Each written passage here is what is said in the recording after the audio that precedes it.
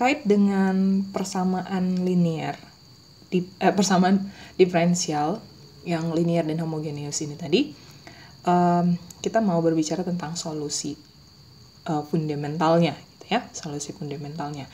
Nah, jadi misalnya ada satu fungsi y.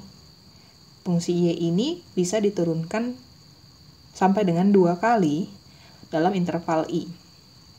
Oke.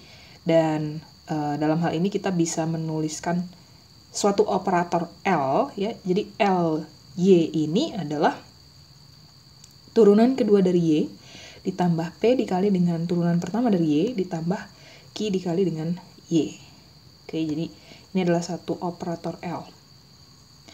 Nah, Ly ini adalah fungsi pada interval i, yang mana outputnya adalah sebagai berikut, yaitu Lyt sama dengan turunan kedua dari yt tambah pt dikali dengan turunan pertama dari yt tambah qt kali yt. Contohnya, kalau pt-nya sama dengan t pangkat 2, lalu qt-nya sama dengan 2e pangkat 2t, lalu yt-nya adalah sin t dengan interval 0 sampai dengan 2pi, maka kita boleh menuliskan operator L, gitu ya, Lyt ini sama dengan negatif sin t ditambah t kuadrat cos t tambah 2e pangkat 2t sin t. Datangnya dari mana? Datangnya dari ini ya, turunan kedua dari si y. Tadi diberikan y-nya itu kan sin t. Turunan pertamanya cos t. Cos diturunkan jadi negatif sin. Jadi negatif sin t. Oke, ditambah dengan gitu ya. P-nya tadi siapa? T pangkat 2. Y aksennya kita tahu tadi adalah cos, jadi T pangkat 2 cos T. Baru ditambah sama Q-nya ini 2E pangkat 2T. Oke, dikali Y. Y-nya tadi sin T. Oke, kalau gitu, nah, ketika persamaan diferensial itu linear dan homogeneous, maka operator L ini tadi sama dengan 0. Oke, dan ini juga bersama dengan nilai awal. Oke, initial condition. Initial conditionnya itu ada 2 gitu ya.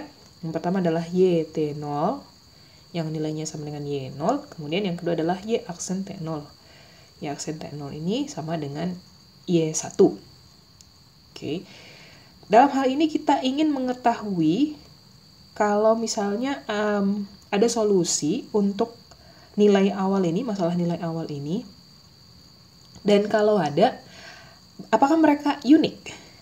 Oke, apakah mereka tunggal gitu? Dan juga kita ingin mengetahui apa yang boleh dikatakan terkait dengan bentuk dan struktur dari solusi tersebut, ya, solusi yang tadi disebutkan itu, yang bisa memungkinkan untuk menolong kita dalam menemukan solusi untuk masalah-masalah yang khusus. Oke. Nah, ini sebenarnya pertanyaan-pertanyaan ini ditujukan kepada satu teorema, bukan satu sih, lebih dari satu theorems. Ditujukan kepada teorema-teorema pada sesi ini. Kita mau lihat kalau gitu. Yang pertama namanya teorema 321. Teorema 321. Nah, teorema ini berkata bahwa kalau misalnya kita misalkan ada persamaan diferensial, lalu kita punya nilai awal, ya, 2 nilai awal untuk YT0 dan Y aksen T0. Dan dalam hal ini P, Q, dan G continue pada interval terbuka I yang mengandung T0. Jadi, kalau begitu adanya, maka akan ada solusi unik yang dinotasikan dengan Y sama dengan Y sama dengan PT, ya, PT pada interval I. Oke, sebagai catatan di sana, kalau misalnya teorema ini berkata bahwa ada solusi untuk masalah nilai awal tersebut, terkadang tidak memungkinkan untuk menuliskan ekspresi yang berguna gitu ya untuk solusinya. Oke, dan ini adalah perbedaan antara persamaan diferensial linear yang orde pertama dan orde yang kedua. Nah, kalau gitu, kita coba lihat ya contohnya ya, biar lebih jelas lagi. Oke, tadi ini teoremanya kita tulis di atas. Ini contohnya adalah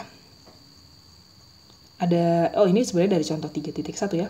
Turunan kedua dari Y dikurang Y sama dengan 0, Y0 sama dengan 3, Y aksen 0 sama dengan 1 sebagai nilai awal.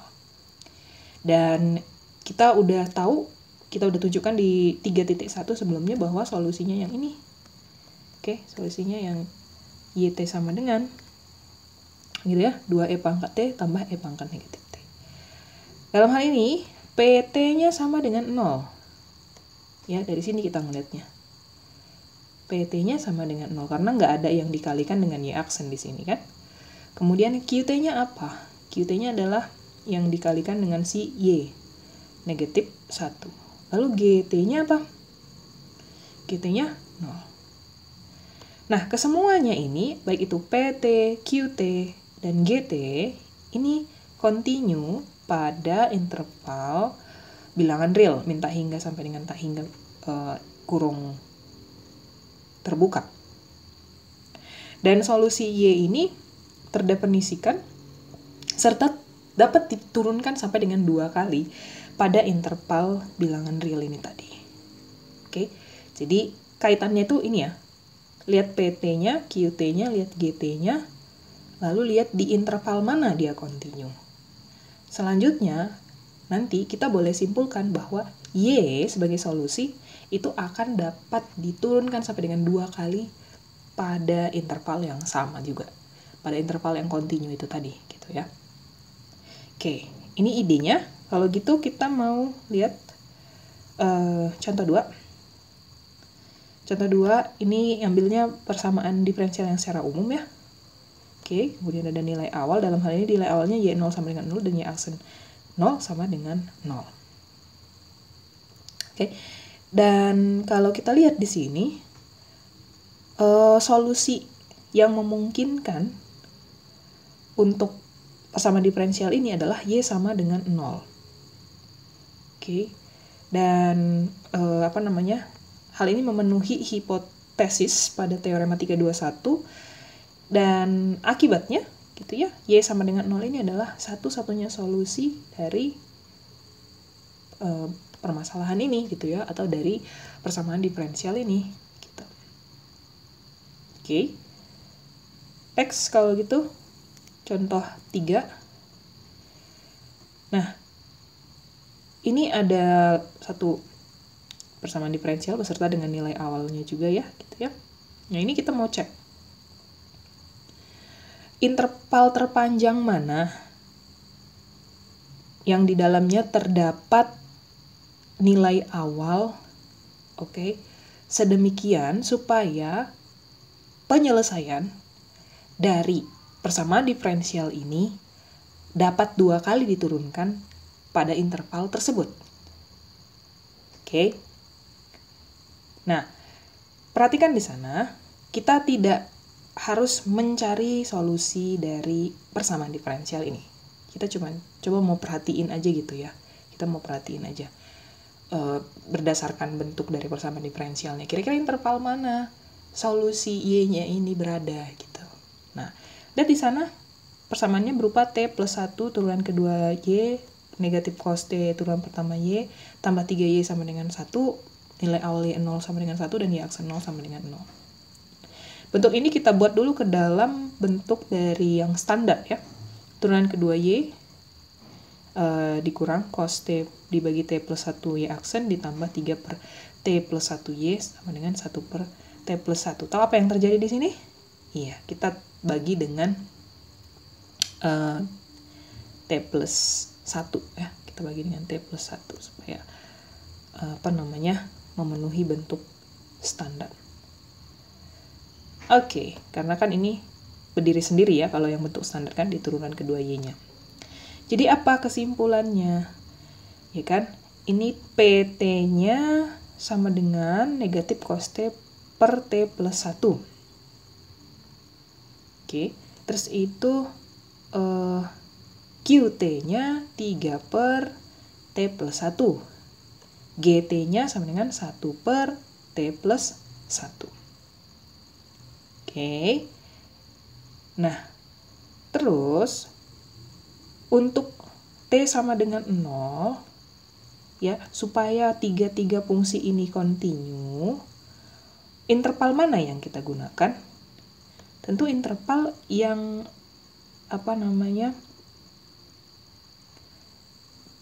ini ya, -1 sampai dengan tak hingga, tapi pakai kurung terbuka, pakai interval yang terbuka. Oke. Supaya ini kan kita mencegah nilainya 0 kan, mencegah nilainya menjadi 0 gitu. Nah, oke, nah kalau begitu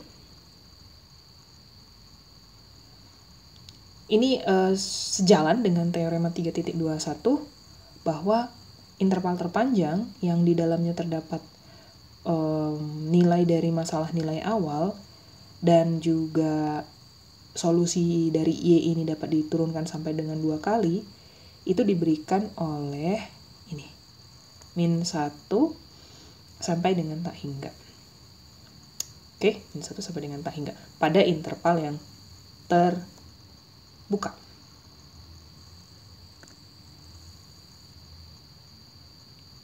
Oke. Dan